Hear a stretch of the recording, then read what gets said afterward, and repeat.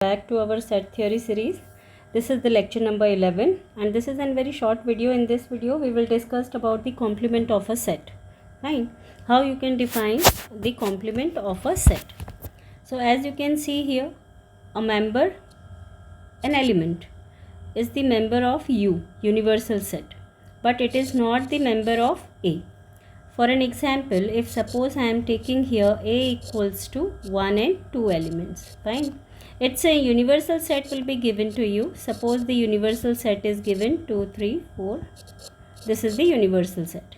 Now you have to find out the complement. Okay. For finding the complement, what is the definition? X is an element which is the member of U but not the member of A. अब हम क्या करेंगे, U के elements को देखते हैं. अगर हम U से देखने जाते हैं तो U में देखो 1 को देखो, क्या 1 A का एलिमेंट है. सो ये कॉम्प्लीमेंट के अंदर नहीं आएगा. ठीक है, डेफिनेशन यही कह रही है ना, U में हो लेकिन किस में नहीं होना चाहिए, A में. ठीक, फिर आप देखो 2 को, 2 भी A में है तो नहीं जाएगा. बचे कौन, 3 और 4. इसी को अगर मैं A सेट से देखने जाती हूँ तो A सेट से मैं कैसे देखूँगी. A सेट से देखने के लिए suppose I am picking here 1, I am picking here, I am checking from A. Fine. अब A से देखने के लिए देखो, जो A में होंगे उनको छोड़कर बाकी जो रिमेनिंग होंगे, ठीक है, तो 1 और 2 किस में है, A के अंदर हैं. यूनिवर्सल सेट में आ जाओ, इसमें से देख लो 1 और 2 ऑलरेडी हैं, तो जो बचे हुए हैं वो किस में आ जाएंगे, कॉम्प्लीमेंट में. That's it. वेन डायग्राम के थ्रू अगर हम जाते हैं तो यूनिवर्सल सेट हमने फॉर्म किया, इसमें हमने एक सेट लिया which is an A set. ठीक है, this one is an A. जो रिमेनिंग सेक्शन होगा ए को छोड़कर वो क्या हो जाएगा आपका, that will be your A complement. Okay, now you can see here some example I have taken and here the universal set is defined like 1 to 10. A is given to you 1, 3, 5, 7 and 9. A complement you have to find. तो अब देखो जो A में होंगे उनको हम छोड़ देंगे, किस में चेक करेंगे हम. यहाँ देखो 1 ऑलरेडी है, 3 है, 5 है, फिर हमारे पास में 7 भी है एंड 9 ऑल्सो. जो रिमेनिंग है, रिमेनिंग कौन कौन से हैं हमारे पास में, 2 बचा हुआ है, 4 है, 6 है, 8 है एंड 10 है. ये एलिमेंट्स किस में आ जाएंगे आपके, ए कॉम्प्लीमेंट में, as you can see. Now here there is an A complement you need to find, B complement, A complement, B complement union. This is an best example. Through this example all the doubts are going to be clear. Okay, now you can see first A complement we need to calculate. So look at here, 2 and 3 are present, so you can check this. Remaining 2 and 3, leave the 2 and 3 and the remaining will be the member of A complement, as you can see here. ऐसे ही B complement जब निकालना होगा तो B set को देखेंगे हम. 3, 4 and 5 present है, यहाँ पर 3, 4 और 5 प्रेजेंट है, तो अब हम क्या करेंगे, इसमें देखते हैं 3 को नहीं लेंगे, 4 को नहीं लेंगे, 5 को नहीं लेंगे. जो रिमेनिंग कौन कौन है, 1, 2 और 6, तो ये क्या हो जाएगा आपका, that will be your B complement. ये देखो this one is your B complement. अब हमें क्या करना है, इन दोनों का इंटरसेक्शन लेना है, ए कॉम्प्लीमेंट का और बी कॉम्प्लीमेंट का intersection. A complement B complement, intersection में देखो कौन आएगा, जो कॉमन होगा, which is common in both this set. तो कॉमन कौन कौन है, 1 को देखो 1 यहाँ है और यहाँ भी है, तो इसमें हमने 1 लिख दिया. फिर देखो 2 एक में ही है, ए में है ही नहीं, ए कॉम्प्लीमेंट में नहीं है. फिर 6 को देखो, yes it is present in B complement and it is also present in A complement, तो हमने 6 को ले लिया.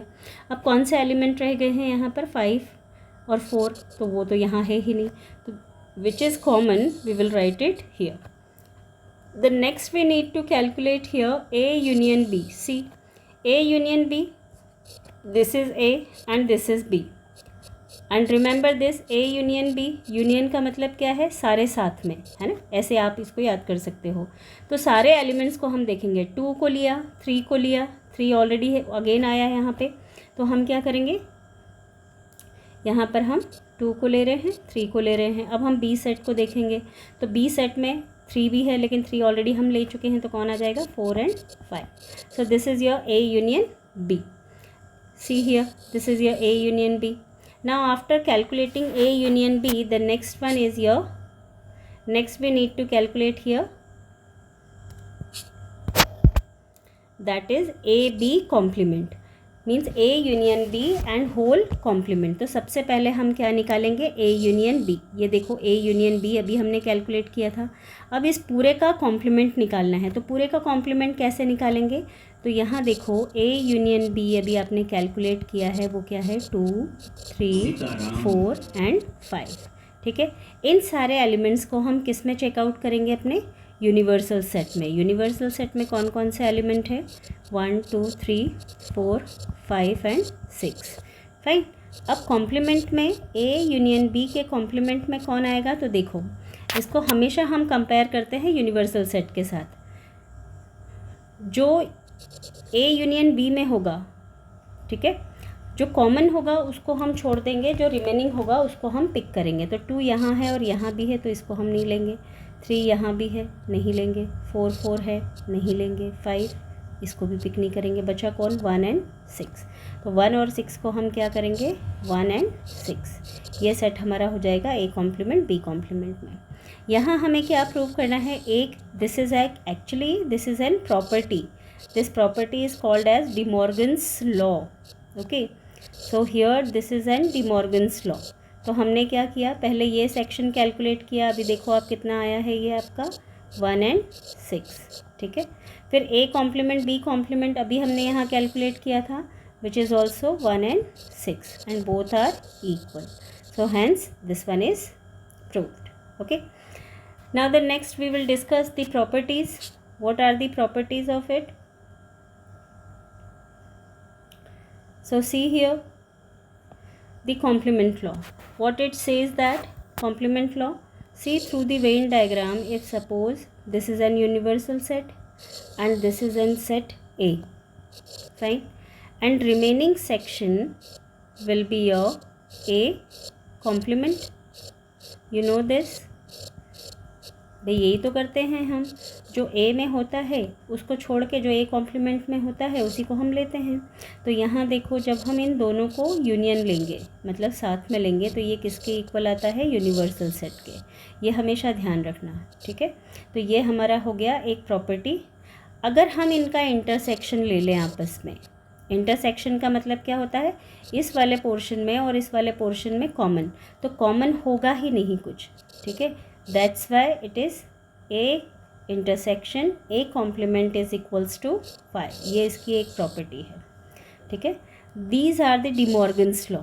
अब देखो यहाँ पर क्या है, De Morgan's law क्या कहता है, पहले अगर हम A और B का यूनियन लेते हैं और उसके ऊपर कॉम्प्लीमेंट लगाते हैं, तो जैसे ही ये ब्रैकेट ओपन होगा तो क्या होगा, यहाँ पे कॉम्प्लीमेंट सेपरेटली दोनों के ऊपर आ जाएगा और ये जो यूनियन का साइन है ये इंटरचेंज हो जाएगा किसके साथ में, इंटरसेक्शन के साथ में।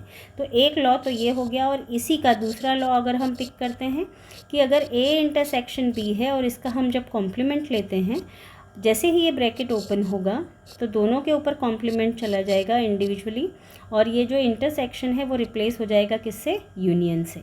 So this one is N very important De Morgan's law। There are so many questions based on these properties, so please learn all the properties of your complement and your intersection and union. Fine, thank you.